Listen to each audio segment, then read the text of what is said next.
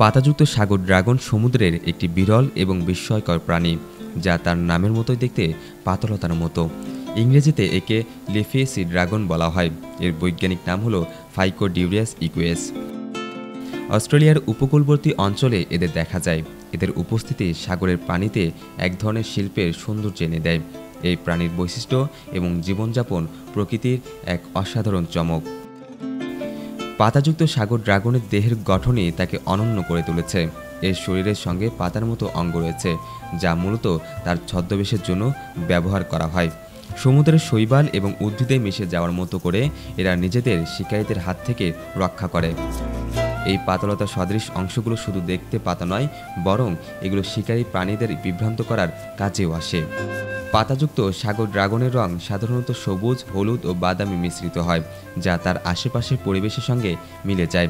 এর চোখ খুবই তীক্ষ্ণ এবং ছোট ছোট পাখনার মাধ্যমে সে সমুদ্রের পানিতে ধীরে ধীরে ভেসে চলে।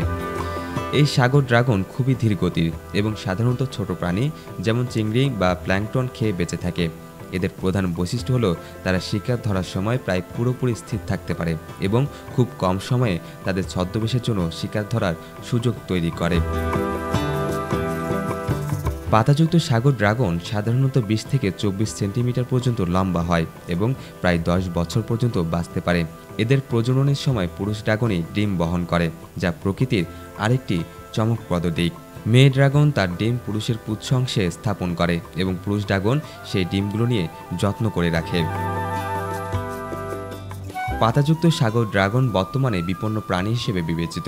সমুদ্র দূষণ, বাসস্থান হারানো এবং সমুদ্রের তাপমাত্রার বৃদ্ধি এই প্রজাতির জন্য হুমকি স্বরূপ। অস্ট্রেলিয়ায় এদের সুরক্ষার জন্য বিশেষ আইন এবং সংরক্ষণ কর্মসূচি পরিচালিত হচ্ছে। পাতাযুক্ত সাগর ড্রাগনকে অনেকে সমুদ্রের জীবন্ত শিল্পকর্ম হিসেবে মনে করেন। এর পাতলতা সদৃশ সৌন্দর্য শুধু শিকার ধরার জন্য নয়, এটি প্রমাণ করে যে প্রকৃতির সৃজনশীলতা কতটা বিস্ময়কর হতে পারে। সমুদ্রের গভীরতা ও রহস্যময় সৌন্দর্যকে জানতে এবং বুঝতে এই ধরনের প্রাণী আমাদেরকে প্রকৃতির প্রতি আরও আকৃষ্ট করে তোলে।